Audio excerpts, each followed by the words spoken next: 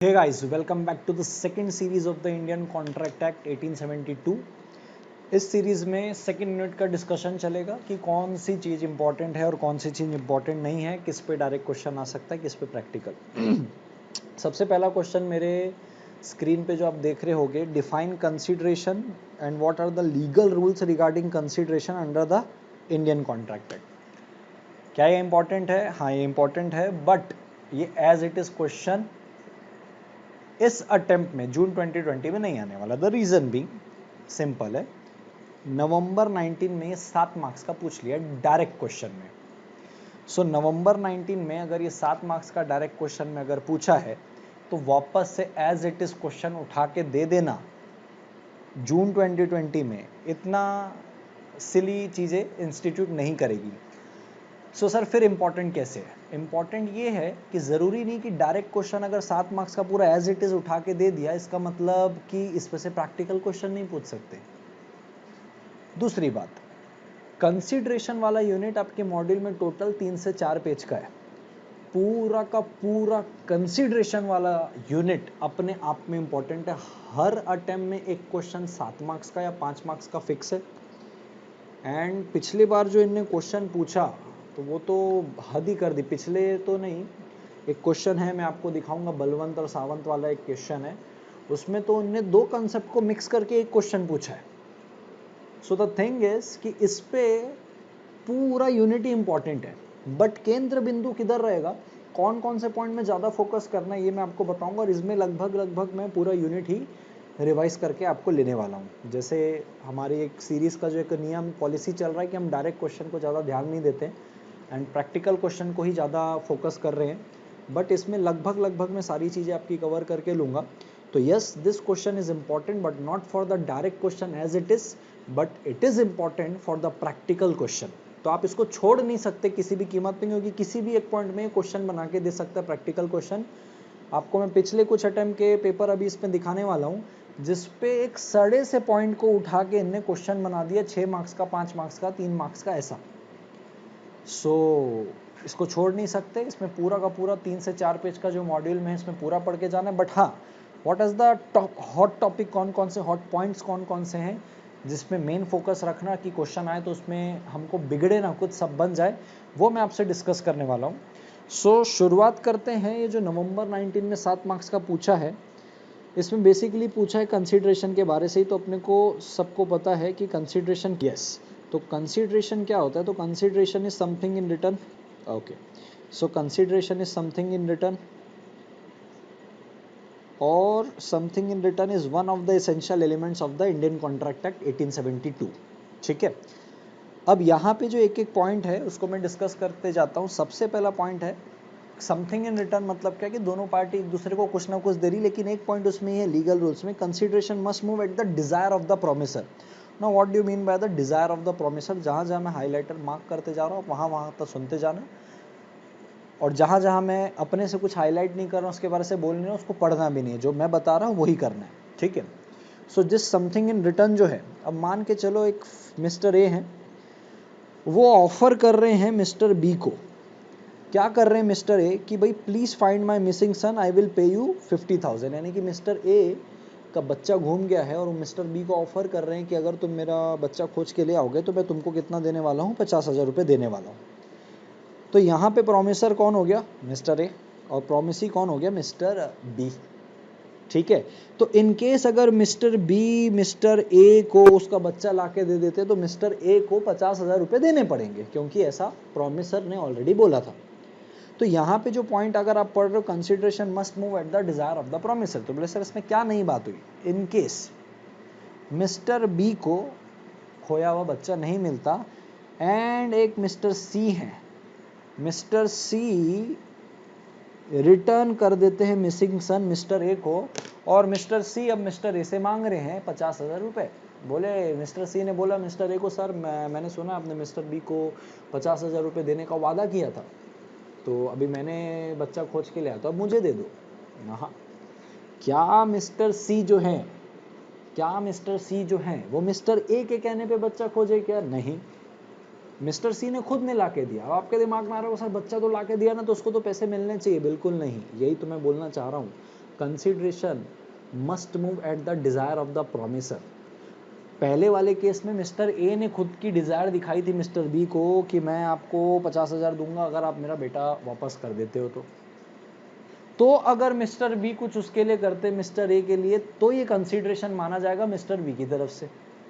भैया सी को तो कुछ बोला ही नहीं गया था, सी तो अपने आप ही काम किया है, तो सी ने एक्चुअली तो किया है, सी ने एक्चुअल तो कंसिडरेशन दिया है एक्चुअली, लेकिन लॉ की नज़र में यानी कि इंडियन कॉन्ट्रैक्ट एक्ट की नज़र में देखेंगे तो सी ने जो मिसिंग सन खोज के ए को ला के दिया है, लॉ उसको कंसिडरेशन नहीं मानता बिकॉज वो ए के डिजायर पे नहीं था, ए के रिक्वेस्ट पे नहीं था। ए ने रिक्वेस्ट किसको किया था, बी को कि सी को, तो फिर सी लाके क्यों दिया?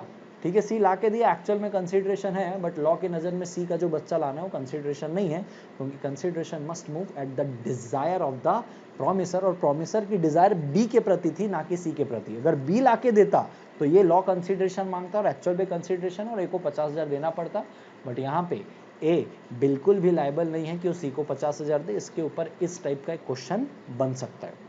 Okay, moving to the next concept, consideration may move from promisee और एनी अदर पर्सन। यानी कि जैसे कि यहाँ पे प्रोमिसी कौन था, बी को बोला गया था कि तू खोया हुआ बच्चा ला के दे, मैं तेरे को 50,000 रुपये देता हूँ, तो प्रोमिसी भी बच्चा खोज के ला सकता है, या बी अगर किसी और को बोले, बी का एक भाई है डब्ल्यू, बी ने डब्ल्यू को बोल दिया कि भाई मेरे को 50,000 का इसने बोला तू खोज के लिया, तो बी अगर डब्ल्यू को बोलता है और डब्ल्यू खोज के लाता है तो ये भी कंसिडरेशन माना जाएगा। ठीक है, अब इसके ऊपर एक केस लॉ है चिन्नैया वर्सेस रमैया का, मैं आपको उसको समझा के लेता हूँ, आइए इसको एक समझ के ले लेते हैं। ठीक है, इस केस को समझने की कोशिश करना, मैं आपको बताते जाता हूँ, जहाँ जहाँ मैं हाईलाइट करते जाऊँगा आपको वहीं बस देखना है। बलवंत नाम के एक बंदे, ठीक है, बलवंत ने एक रजिस्टर्ड गिफ्ट दी थी, यानी कि लिखित में रजिस्टर करवा के गिफ्ट किया है। क्या गिफ्ट किया? एक प्रॉपर्टी गिफ्ट किया है रीमा मैडम को। ठीक है, अब उस पर कंडीशन डाली बलवंत ने कि भाई रीमा मैं तेरे को गिफ्ट तो करूँगा लेकिन एक कंडीशन है। तो रीमा ने कंडीशन पूछी और रीमा को कंडीशन ये दी गई कि रीमा तेरे को ना एक एन्युटी पे करनी पड़ेगी 20,000 रुपये की सावंत को। ये कौन बोल रहा है? बलवंत भाई साहब, जब गिफ्ट कर रहे हैं उस वक्त, कि मैं तेरे को गिफ्ट कर रहा हूँ लेकिन तेरे को सावंत को हर साल, एन्युटी का मतलब होता है कि एक फिक्स अमाउंट आपको ईयरली बेसिस में देना पड़ता है जब तक सामने वाला जिंदा है। तो सावंत कौन है? बलवंत भाई साहब का भाई है। तो बलवंत रीमा को बोल रहा है कि मैं तेरे को गिफ्ट करके एक प्रॉपर्टी दे रहा हूँ लेकिन एक शर्त है, तू हर साल 20,000 रुपये सावंत को देगी जो मेरा भाई है। ठीक है जी, इस कंडीशन में रीमा को प्रॉपर्टी मिली गिफ्ट के तौर पे, तो गिफ्ट में कंसिडरेशन तो लगता नहीं, तो रीमा को बलवंत को तो कुछ देने की जरूरत नहीं क्योंकि इट्स अ गिफ्ट। बट यहाँ पे रीमा प्रॉमिस करती है कि हाँ भाई अगर आपकी ये शर्त है कि मेरे को हर साल 20,000 रुपये एन्युटी के तौर पे अगर आपके सावंत भाई साहब को देने तो मैं दूंगी, और मैं ये वादा करती हूँ, ये देखो यहाँ पे इसने प्रॉमिस किया है सावंत को कि मैं आपको दे दूंगी पैसे। तो भाई इस कंडीशन को पूरा करते हुए उसने क्या ले ली? प्रॉपर्टी ले ली। किसने? रीमा ने। तो जब भैया प्रॉपर्टी मिल रही थी तब तो अच्छा बन गए, प्रॉमिस भी कर दिए कि दे देंगे, बट एक्चुअल में जब एन्युटी देने की बारी आई तो रीमा मैडम कुछ भी नहीं दी। अब यहाँ पे जो सावंत भाई साहब हैं ये केस करना चाहते हैं रीमा मैडम के ऊपर कि भाई आपको 20,000 रुपये देना पड़ेगा। ठीक है, तो क्वेश्चन यहाँ पे दो आते हैं। पहला क्वेश्चन, रीमा मैडम बोलती है कि भाई देखो बलवंत भाई साहब ने तो हमको गिफ्ट दे दिया, तो गिफ्ट में तो कोई अपने को कंसिडरेशन देने की ज़रूरत नहीं है। दूसरा, मैंने तेरे को प्रॉमिस किया सावंत को कि मैं तेरे को 20,000 रुपये दूंगी, लेकिन सावंत भाई साहब मैं आपको 20,000 रुपये दे रही हूँ, उसके बदले आप मुझे क्या दे रहे हो? There should be something in return. Gift में समथिंग इन रिटर्न नहीं लगता, लेकिन मैं जो आपको प्रॉमिस कर रही हूँ तो कोई गिफ्ट तो है नहीं कि हर साल मैं आपको 20,000 रुपये एन्युटी दूंगी, आप मेरे को क्या दे रहे हो ये तो बताओ। तो प्रश्न यहाँ पे बड़ा अच्छा है कि देखो यहाँ पे दो कॉन्ट्रैक्ट बने। एक कॉन्ट्रैक्ट बना है बलवंत और रीमा के बीच में, जिसमें बलवंत प्रॉमिसर है क्योंकि उसने ही प्रॉमिस करके रजिस्टर्ड डीड से वादा किया कि गिफ्ट दूंगा और दे दिया, और रीमा यहाँ पे प्रॉमिस ही थी। भैया ये वाला जो कॉन्ट्रैक्ट था ये तो प्रॉपर्टी के लिए था, इसी कॉन्ट्रैक्ट में कंडीशन डाली गई थी बलवंत की तरफ से रीमा को कि भाई रीमा तेरे को 20,000 देने पड़ेंगे। तो इसी कॉन्ट्रैक्ट से कनेक्टेड कॉन्ट्रैक्ट कौन सा है? एक कॉन्ट्रैक्ट बना रीमा और सावंत के बीच में, जिसमें रीमा प्रॉमिस कर रही है सावंत को कि मैं तेरे को 20,000 रुपए दूंगी। तो यहाँ पे रीमा प्रॉमिसर हो गई और सावंत क्या हो गया? प्रॉमिसी हो गया। ठीक है जी। एंड ये दोनों कॉन्ट्रैक्ट एक ही ट्रांजेक्शन के, क्योंकि एक कॉन्ट्रैक्ट में कंडीशन डाली गई थी उसकी वजह से दूसरा कॉन्ट्रैक्ट आया, तो ये दोनों ट्रांजेक्शन एक ही कॉन्ट्रैक्ट के हिस्से माने गए। ठीक है, तो यहाँ पे आपको एडवाइस करना है सावंत भाई साहब को कि सावंत भाई साहब क्या दलील पेश कर सकते हैं और क्या केस कर सकते हैं क्या रीमा के ऊपर? बिल्कुल कर सकते हैं, क्योंकि यही पॉइंट मैं आपको समझाना चाह रहा हूं कि कंसीडरेशन में कम फ्रॉम प्रोमिसी और एनी अदर पर्सन। तो सर यहाँ पे सावंत के लिए अदर पर्सन कौन है? यहाँ पे सावंत के लिए अदर पर्सन है बलवंत। यहाँ पे अदर पर्सन कौन है? बलवंत। क्योंकि प्रोमिसर तो रीमा है, प्रोमिसी कौन है? सावंत। लेकिन सावंत कंसीडरेशन नहीं दे रहा है, कंसीडरेशन किसने दिया है? बलवंत ने। सर क्या पॉसिबल है? बिल्कुल पॉसिबल है, क्योंकि सेकंड पॉइंट में यही लिखा है कि consideration may come from promisee और एनी अदर पर्सन। कंसीडरेशन या तो प्रोमिसी दे, यानी कि या तो सावंत दे, या तो कोई अदर पर्सन। तो यहाँ पे अदर पर्सन कौन है? यहाँ पे अदर पर्सन है बलवंत। बलवंत जिसने इस कंडीशन पे रीमा को प्रॉपर्टी दी थी कि भाई मैं उसी कंडीशन में तेरे को प्रॉपर्टी दूंगा अगर तू मेरे भाई को हर साल 20,000 रुपए का क्या देगी? एन्युटी देगी। तो वो जो कंडीशन पे रीमा को property the, that condition is a sufficient consideration for Sawant. Sawant के लिए वो कंसीडरेशन हो गई, क्योंकि सावंत खुद कंसीडरेशन नहीं दे रहा, बट सावंत के बदले किसी ने कंसीडरेशन दे दी, अदर पर्सन ने, and that other person is Balwant. तो सेकंड पॉइंट यही बोलता है कि कंसीडरेशन में कम फ्रॉम प्रोमिसी, या तो प्रोमिसी कंसीडरेशन दे दे या तो कोई अदर पर्सन दे दे। अब इसके ही ऊपर एक क्वेश्चन बना है, तो सेकंड पॉइंट कवर हो गया। और देखो सेकंड पॉइंट के ऊपर ही एक क्वेश्चन बना दिया इंस्टीट्यूट ने, वो क्वेश्चन मैं आपको दिखाता हूँ। ये क्वेश्चन पूछा गया आरटीपी रिविजन टेस्ट पेपर जो नवंबर 18 के लिए था, ये क्वेश्चन बना है। एंड मॉड्यूल पे ये same scenario as it is scenario, एक केस लॉ है चिन्नैया वर्सेस रमैया, जिसपे एक ओल्ड लेडी है, एक डॉटर है और उस एक ओल्ड लेडी का ब्रदर है, ऐसे करके उसमें सारी चीज बताई और उसी कैरेक्टर को यहाँ पे बलवंत, रीमा और सावंत में फिट कर दिया। तो क्वेश्चन ये है जो मैंने आपको सामने दिखाया कि भाई बलवंत ने जमीन दी, गिफ्ट की रीमा को, और कंडीशन लगाई कि भाई रीमा तेरे को हर महीने एन्युटी देनी पड़ेगी, किसको? मेरे भाई सावंत को। तो रीमा ने एकदम अच्छा क्या किया, उसी समय एक प्रॉमिस बना दिया, एक प्रॉमिस कर दिया कि हाँ भाई सावंत मैं तेरे को दूंगी, प्रॉपर्टी अपनी ले ली। ठीक है, और प्रॉपर्टी लेने के बाद अब सावंत को नहीं कर रही, अब सावंत भाई साहब को बुरा लग रहा है, सावंत भाई साहब केस करना चाह रहे हैं। और यहाँ पे रीमा मैडम बोल रही, भैया तूने मेरे को क्या दिया है? कंसीडरेशन तो है ही नहीं तेरे तरफ से, तो हमारा कॉन्ट्रैक्ट वैलिड ही नहीं है। बट यहाँ रीमा मैडम गलत है। रीमा मैडम ने कॉन्ट्रैक्ट तक अच्छे से पढ़ा नहीं था कि कंसीडरेशन प्रोमिसी के अलावा, यानी कि सावंत के अलावा अदर पर्सन भी दे सकता है, and that other person in this case is Balwant.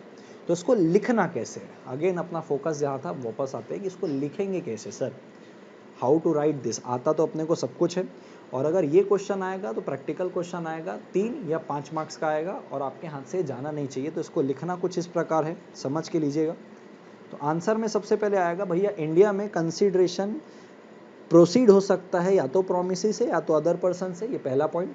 Sir India यहाँ पे क्यों लिखा है? इंग्लैंड में ये अलाउड नहीं है, इंग्लैंड में जो प्रोमिसी है वही कंसीडरेशन दे सकता है।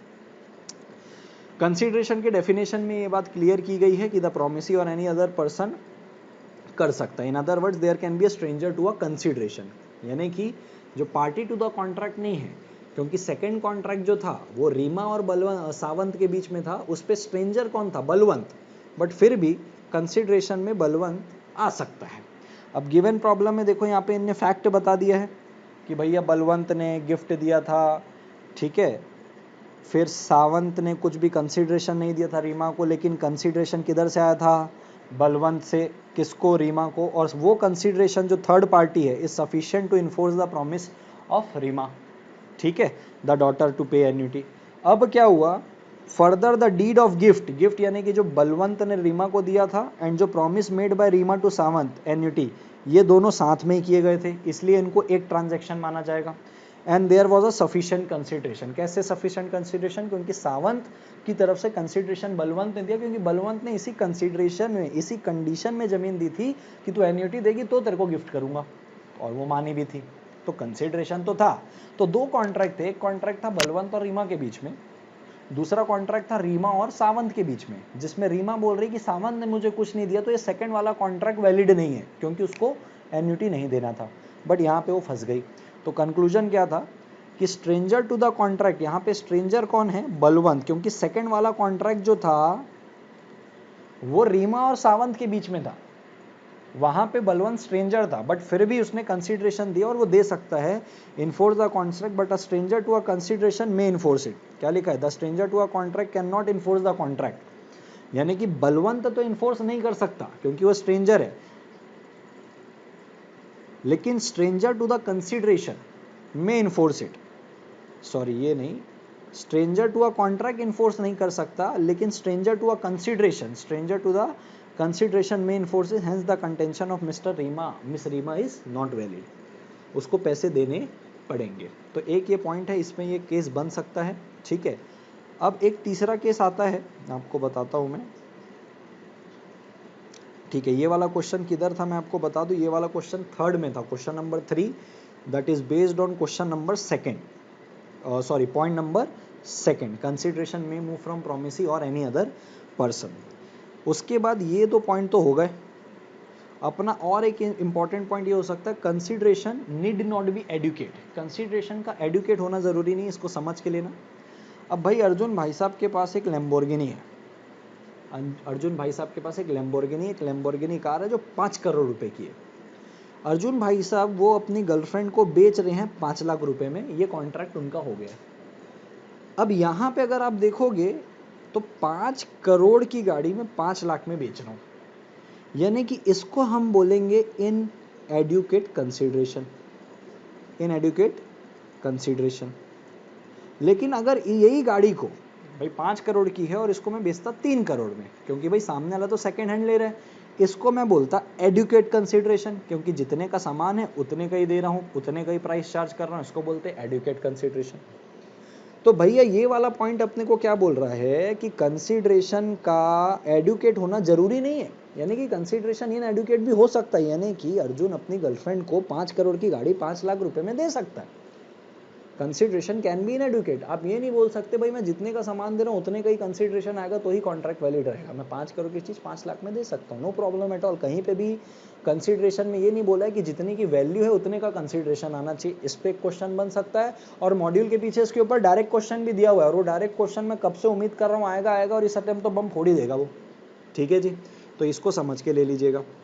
चलो आगे बढ़ते हैं, और ये जो सारे पॉइंट्स हैं मैं इनको डिस्कस नहीं कर रहा हूँ क्योंकि इतना टेक्निकलिटी उसमें है नहीं, बट मैं फिर बोल रहा हूँ जरूरी नहीं है कि उसमें से प्रैक्टिकल क्वेश्चन नहीं आएगा, बिल्कुल उसमें प्रैक्टिकल क्वेश्चन आ सकता है। आपको ये पूरे क्वेश्चन में पूरे पॉइंट को कंसेप्चुअल क्लैरिटी के साथ घोट के पीना है, किसी के पॉइंट में भी एक क्वेश्चन वो बना के दे देता है। अब जैसे कि मैंने आपको स्टार्टिंग में बताया था, ये 2 पॉइंट को मिक्स करके एक क्वेश्चन बना है, वो 2 पॉइंट कौन सा है? तो एक पॉइंट तो ये हो गया कि कंसिडरेशन में कम फ्रॉम प्रोमिसी और अदर पर्सन, जो बलवंत वाला देखे कि भाई दूसरा स्ट्रेंजर जो भी रहेगा ना, अदर पर्सन भी कंसिडरेशन दे सकता है, वो वाला पॉइंट को मिक्स किया इनने। और एक मिक्स किया ये वाला सेकंड वाला क्वेश्चन। अब सेकंड वाले क्वेश्चन की इंपॉर्टेंस समझ के लो पहले। सेकंड वाला क्वेश्चन ये बोल रहा है, एक कंसेप्ट है आपके, suit by third party to a contract. Simple सी बात है कि जैसे मैं आपको वादा कर रहा हूँ, मैं आपको अपनी लैम्बोर्गिनी बेच रहा हूँ 3 करोड़ रुपए में, तो जैसे कि आप हो, आपका नाम मैं बोल देता हूँ राम है, ठीक है। तो आपको अगर मैंने वादा किया है और आपको अगर मैं कार नहीं दे रहा हूँ, तो आप ही मेरे खिलाफ केस कर सकते हो कि मेरे को कार दे, क्योंकि कॉन्ट्रैक्ट आपके और मेरे बीच में हुआ था। लेकिन आपका कोई दोस्त आके मेरे से लड़ रहा है कि बोले ए कार दो, वो नहीं कर सकता ऐसा, क्योंकि वो third party to a contract है। लेकिन कॉन्ट्रैक्ट एक्ट के अंदर एक्सेप्शन दिए हुए हैं, कुछ 6 से 7 केसेस दिए हुए हैं जहां पे थर्ड पार्टी भी, भले वो पार्टी टू द कॉन्ट्रैक्ट नहीं है, फिर भी वो केस कर सकता है, ठीक है। तो वो वाली सिचुएशन में एक पॉइंट आता है। अच्छा, उस पॉइंट में जाने से पहले मैं आपको ये बता दूं, ये जो क्वेश्चन है ये डायरेक्ट क्वेश्चन कभी नहीं आया, लेकिन आप इसकी फ्रीक्वेंसी देखो, ये आरटीपी मई 18 में बोला हुआ है, आरटीपी मई 20 में बोला हुआ है। मई 20 यानी कि आपका, अब वो जून में पोस्टपोन हो गया, लेकिन ये मई 20 में बोला गया कि आएगा। आएगा इन द सेंस आरटीपी पे बोला गया है, रिवीजन टेस्ट पेपर में दिया गया है। पिछले कुछ अटेम्प्ट में इसके ऊपर डायरेक्ट क्वेश्चन दिया गया है, लेकिन ये वाले अटेम्प्ट में आरटीपी में ये दिया गया कि इसके ऊपर डायरेक्ट क्वेश्चन का रिवीजन टेस्ट पेपर दिया गया। दोनों में से कुछ भी आ सकता है। तो इस पे कि वो जो एक्सेप्शन है ना कि कौन कौन से ऐसे केस हैं जहां पे कॉन्ट्रैक्ट दो पार्टी के बीच में ए और बी के बीच में कॉन्ट्रैक्ट है, लेकिन थर्ड पार्टी डी कूद के आ रहा है और वो केस कर सकता है, ये एक्सेप्शन वाले केस है। तो उस पे एक एक्सेप्शन वाला केस है 6th वाला point, in case of covenant running with the land. In case of covenant running with the land, covenant का मतलब होता है रिस्ट्रिक्शन। ये एक एक्सेप्शन के अंदर आता है जहां पे थर्ड पार्टी, भले ही वो पार्टी टू द कॉन्ट्रैक्ट नहीं है, पार्टी टू द कॉन्ट्रैक्ट कोई और ही है, लेकिन टपक के कोई तीसरा आ रहा है और केस कर रहा है। ये 6th वाला पॉइंट उसका वन ऑफ द पॉइंट है जिसमें stranger to the contract case कर सकता है। तो एक ये वाले पॉइंट पे, 6th वाले पॉइंट पे, और एक कंसिडरेशन में कम फ्रॉम प्रोमिसी और एनी अदर पर्सन को मिला के एक क्वेश्चन बनाया मिक्स करके, और वो क्वेश्चन आया था मई 2019 में, यानी कि इसके पहले के पहले अटेम्प्ट वाले में 4 मार्क्स का। अब कैसे इन दोनों को मिक्स किया था वो मैं आपको समझाता हूं, और मैं दोनों की आपको दलील दूंगा कि देखो ये वाला पॉइंट कैसे आया, स्ट्रेंजर टू द मतलब थर्ड पार्टी कंसिडरेशन कैसे दे दिया उसमें, और ये वाला पॉइंट कैसे आया कि थर्ड पार्टी होते हुए भी वो केस कैसे किया। आओ उसको कुछ इस प्रकार से समझ के लेते। ठीक है, जहां जहां मैं हाइलाइटर चलाऊंगा आपको वहां वहां ही ध्यान देना और कहीं ध्यान नहीं देना है। तो यहाँ पे अगर आप देखोगे तो यहाँ पे एक भाई साहब है सोहन लाल। ठीक है, सोहन लाल जी ने कॉन्ट्रैक्ट किया मोहन लाल जी के साथ। ठीक है, कब कॉन्ट्रैक्ट किया? 25 सितंबर 2018 को सोहन लाल ने कॉन्ट्रैक्ट किया कि वो अपनी 10 एकड़ की एग्रीकल्चर लैंड को बेच रहे हैं। किसको? मोहन लाल को। तो सोहन लाल कॉन्ट्रैक्ट कर रहा है मोहन लाल के साथ 25 सितंबर को 25 लाख रुपए में वो अपनी 10 एकड़ की एग्रीकल्चर लैंड को बेच रहा है मोहन लाल को। लेकिन उस कॉन्ट्रैक्ट में कंडीशन डाली गई।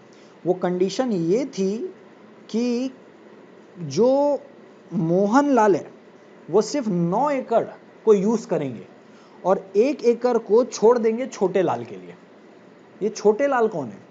छोटे लाल जो है ये एक्चुअल में सोहन लाल का लड़का है।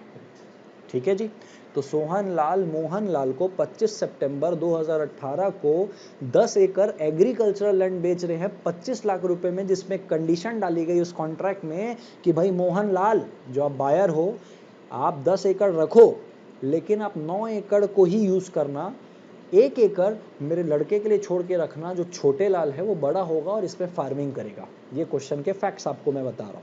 ठीक है जी, ये 25 सितंबर की बात है। तो मोहन लाल ने सोहन लाल की बात को मानते हुए कि हाँ भाई मैं 1 एकड़ को तेरे छोटे लाल के लिए रखूंगा, तो उसने प्रॉमिस किया, मोहन लाल ने सेम यानी कि छोटे लाल को प्रॉमिस किया कि छोटे लाल 1 एकड़ तेरे लिए मैं रखूंगा, कोई प्रॉब्लम नहीं है। ठीक है जी, अब इसके बाद क्या हुआ? 25 सितंबर को कॉन्ट्रैक्ट हुआ कि भाई आप ऐसा ऐसा करोगे। मोहन लाल ने भी वादा कर दिया 25 सितंबर को छोटे लाल को कि भाई मैं ज़मीन यूज़ नहीं करूँगा। 12 अक्टूबर को कुछ अगले ही महीने सोहन लाल चल बसे। अब सोहन लाल चल बसने का फ़ायदा उठाने की कोशिश किया किसने? मोहन लाल ने। मोहन लाल ने 15 अक्टूबर को कंस्ट्रक्शन शुरू कर दिया, पूरे के पूरे 10 एकड़ में ऑडिटोरियम बनाने लग गए, जबकि मोहन लाल ने वादा किया था कि 1 एकड़ को वो छोड़ेंगे छोटे लाल के लिए। अब यहां पे मामला अटक गया। छोटे लाल अब केस फाइल करना चाह रहा है। छोटे लाल अब केस फाइल करना चाह रहा है मोहन लाल के ऊपर। तो अब यहां पे मामला 2 आए हैं। एक तो छोटे लाल ने कुछ कंसीडरेशन दिया नहीं मोहन लाल को,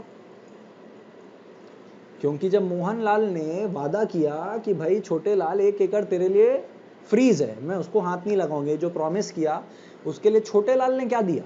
तो आप तुरंत आपके दिमाग में क्लिक हो गया होगा, सर आपने बोला था कंसीडरेशन थर्ड पार्टी से भी आ सकता है, जैसे बलवंत थर्ड पार्टी था वैसे ही यहाँ पे थर्ड पार्टी सोहन लाल है, उसके पिताजी, जो इस कंडीशन में उसको लैंड दिए थे। तो पहली चीज तो पूरी हो गई कि भैया छोटे लाल ने जो कंसीडरेशन नहीं दिया तो उसके पिताजी ने दे दिया, क्योंकि इसी कंडीशन में वो 10 एकड़ लैंड दिए थे कि भाई तू 1 एकड़ छोड़ेगा।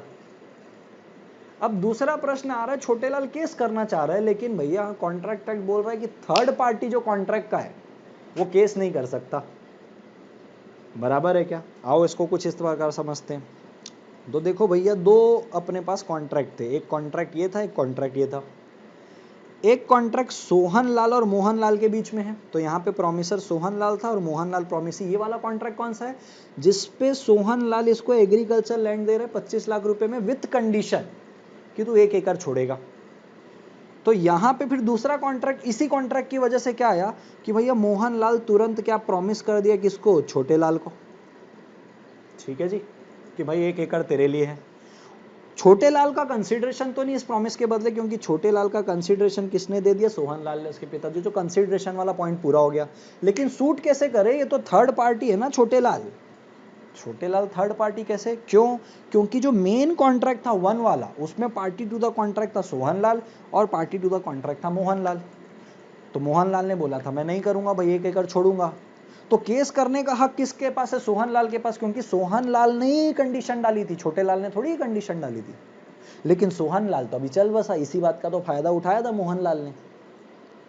तो मुद्दा यहाँ पे ये है कि ये जो पहला वाला कॉन्ट्रैक्ट है, वहां पे थर्ड पार्टी कौन है? वहां पे थर्ड पार्टी है भैया छोटे लाल। तो भले थर्ड पार्टी के बिहाफ में कंसीडरेशन दे दिया था सोहन लाल ने, लेकिन थर्ड पार्टी केस तो नहीं कर सकता। तो यहाँ पे एक बात बोली गई है, covenant running with the land, जो यहाँ वाला पॉइंट है, covenant running with the land. किधर गया ये वाला पॉइंट? हाँ जी, covenant running with the land. इस पे ऐसा बोला है कि अगर जो ओनर है लैंड का, यहाँ पे ओनर कौन है? यहाँ पे ओनर कौन है? यहाँ पे ओनर मोहन लाल हो गए। ओनर के ऊपर अगर कोई ड्यूटी लगाई गई है बेचते वक्त, ओनर के ऊपर अगर कोई ड्यूटी लगाई हुई है बेचते वक्त, और ओनर की ड्यूटी क्या थी कि 1 एकड़ छोड़ना है। मोहन लाल के ऊपर एक ड्यूटी लगाई थी कि 1 एकड़ छोड़ना है। तो बोले अगर ओनर के ऊपर कोई कंडीशन लगाई गई है कि तुमको 1 एकड़ छोड़ना है, बराबर है क्या? तो जो सेलर के सक्सेसर है, और यहाँ पे सेलर कौन था? सेलर यहाँ पे था सोहन लाल। तो सेलर का जो सक्सेसर है वो इन्फोर्स कर सकता है और वो केस कर सकता है। देखो यहाँ पे क्या लिखा है वर्डिंग, फिर मैं आपको पूरा पढ़ाऊंगा और बताऊंगा लिखना कैसे।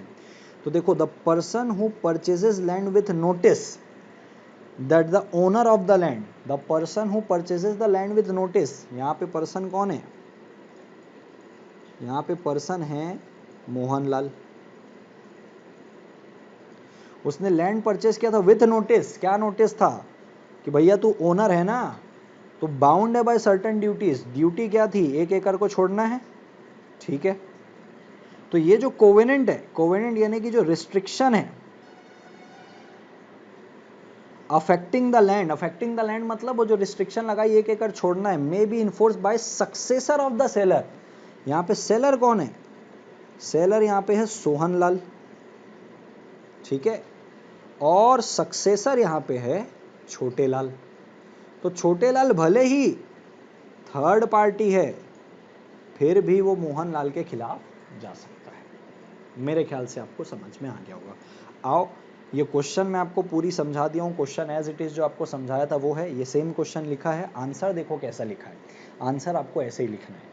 तो बोले क्वेश्चन जो है, problem as asked in the question is based on the provisions of Indian contract act 1872 as contained in section 2D and on the principle of privity of consideration। privity of consideration का मतलब जो third party to the consideration है वो case कर सकता है कि नहीं। तो consideration one of the essential element है। ठीक है, और बोले लैंग्वेज बहुत क्लियरली बोली कंसिडरेशन में कि जरूरी नहीं है कि कंसिडरेशन प्रोमिसी ही दे। प्रोमिसी यानी कि Chhote Lal. A promise is enforceable if some consideration for it and it is quite immaterial, कि वो कहाँ से आ रहा है। तो बाप से भी आया तो कोई प्रॉब्लम नहीं है। चिनैया वर्सेस रवैया में भी यही हुआ था। फिर गिवन केस में फैक्ट बताया गया है कि फैक्ट में देखो ये क्या हुआ था, सोहन लाल मोहन लाल के साथ कॉन्ट्रैक्ट में एंटर किया था, जिसमें छोटे लाल ने कोई कंसिडरेशन नहीं दिया था, बट मोहन लाल जो उसका फादर था उसने कंसिडरेशन दे दिया था सोहन लाल को। Came from Sohan Lal to Mohan Lal. ठीक है, और बोले जो सेल हुआ एग्रीकल्चर लैंड का, एंड द प्रॉमिस जो किया मोहनलाल ने छोटे लाल को कि भाई 1 एकड़ में तेरे लिए छोड़ूंगा, ये दोनों एक ही ट्रांजेक्शन माने गए हैं क्योंकि वो दोनों साथ साथ में हुए थे। और बोला कि भैया वो जो पॉइंट था ना कोवेनेंट वाला, in case covenant running with the land where a person purchases the land with notice that the owner of the land is bound by certain duties. Owner कौन था? मोहनलाल। उसकी ड्यूटी थी 1 एकड़ छोड़ना। तो चाहे तो कोवेनेंट को इन्फोर्स कौन करा सकता है? सक्सेसर। सक्सेसर कौन है? छोटे लाल। और सेलर कौन था? सोहनलाल।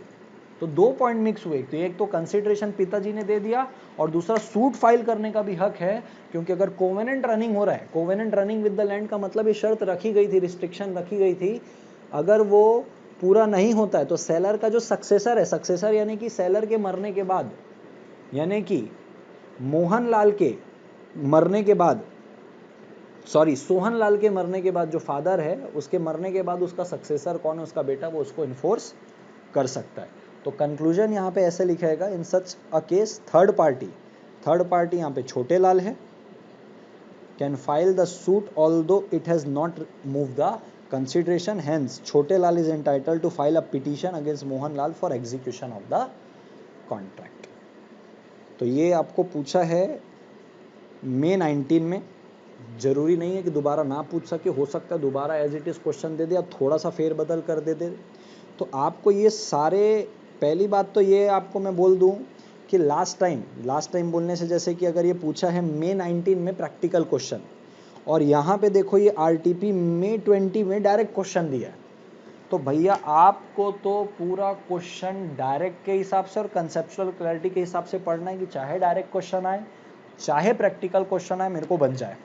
और इस बार हॉट टॉपिक में बोलूँ, डायरेक्ट क्वेश्चन में बोलूँ, क्योंकि मई 19 में पूछा हुआ है, तो भाई मेरे को ऐसा लगता है कि ये 5 मार्क्स में डायरेक्ट क्वेश्चन ये पूछ सकता है। ये डायरेक्ट क्वेश्चन तो पूछने की संभावना कम है कि इसमें डायरेक्ट क्वेश्चन आए। प्रैक्टिकल क्वेश्चन इसमें से आ सकता है और डायरेक्ट क्वेश्चन इसमें से आ सकता है। ठीक है, हर बार कंसीडरेशन से एक ना एक क्वेश्चन आएगा, ये फिक्स है, कभी 7 मार्क्स का, कभी 5 मार्क्स का।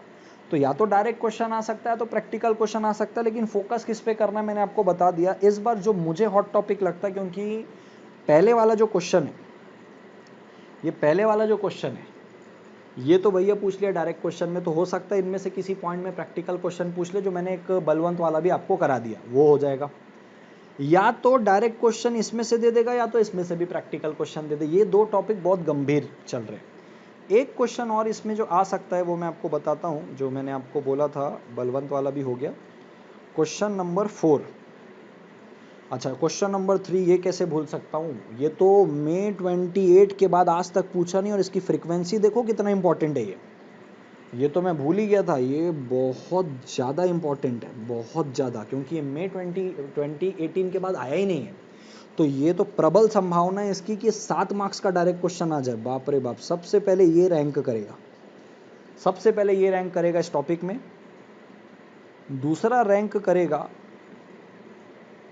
ये वाला जिसमें प्रैक्टिकल और डायरेक्ट दोनों करना है, क्वेश्चन नंबर ये। और तीसरे में रैंक करेगा पहला वाला, क्यों प्रैक्टिकल क्वेश्चन उसमें से आ सकता है। एंड चौथे में रैंक करेगा जो कि मॉड्यूल के पीछे भी दिया हुआ है। अच्छा, ये वाले के लिए मैं आपको बता दूं, ये मैंने प्लेलिस्ट में, लेटेस्ट प्लेलिस्ट है मेरी कॉन्ट्रैक्ट टेक के अंदर, ये पूरा टॉपिक डिटेल में समझाया मैंने, ये पूरा का पूरा विथ क्वेश्चन, प्रैक्टिकल क्वेश्चन के साथ। क्योंकि ये डायरेक्ट क्वेश्चन है तो इसको मैं डिस्कस नहीं कर रहा हूँ, लेकिन इसके ऊपर प्रैक्टिकल क्वेश्चन आज तक बना नहीं है, बट मैंने प्रैक्टिकल क्वेश्चन अपने डेमो लेक्चर पे डाले हुए हैं इंडियन कॉन्ट्रैक्ट टेक की प्लेलिस्ट में। ये टॉपिक अलग से आपको दिखेगा। और ये क्वेश्चन को 2 प्रकार से पूछा जाता है। एक ऐसे पूछा जाता है, no consideration no contract, comment कीजिए कि बिना कंसीडरेशन के कॉन्ट्रैक्ट होता ही नहीं है। कई बच्चे मूर्ख जैसे बोल देते हैं, हाँ भैया कंसीडरेशन नहीं तो कॉन्ट्रैक्ट नहीं होगा, yes this is true, but कि ये नहीं पूछ रहा है, ये कमेंट करने पूछ रहा है, ये एक्सेप्शन पूछ रहा है कि बताओ ऐसा कौन कौन सी सिचुएशन है जब बिना कंसीडरेशन के भी कॉन्ट्रैक्ट होगा, तो वो है। और या तो ऐसे पूछेगा, एक्सेप्शन बताओ, an agreement without consideration is void. ये नॉर्मल रूल है कि बिना कंसीडरेशन के एग्रीमेंट वॉइड होता है, लेकिन उसके कुछ एक्सेप्शन है, वो पूछ रहा है। तो ये डायरेक्ट पूछ लेगा, ये घुमा के पूछ लेगा, दोनों में यही आंसर आने वाला है। और इसको लिखना भी ऐसे ही जैसे मैंने आपको बताया, और इसमें कोई प्रैक्टिकल क्वेश्चन बना नहीं है, लेकिन जरूरी नहीं कि बन नहीं सकता है। इसीलिए मैं आपको बोल रहा हूँ, इसका डिटेल लेक्चर मेरे डेमो लेक्चर की प्लेलिस्ट में दिया हुआ है, साफ इसका टाइटल के साथ दिया है कि एग्रीमेंट विदाउट कंसीडरेशन वैलिड। आप चाहो तो आप उसको देख सकते हो, डिटेल में पूरा समझाया, फ्री में अवेलेबल है।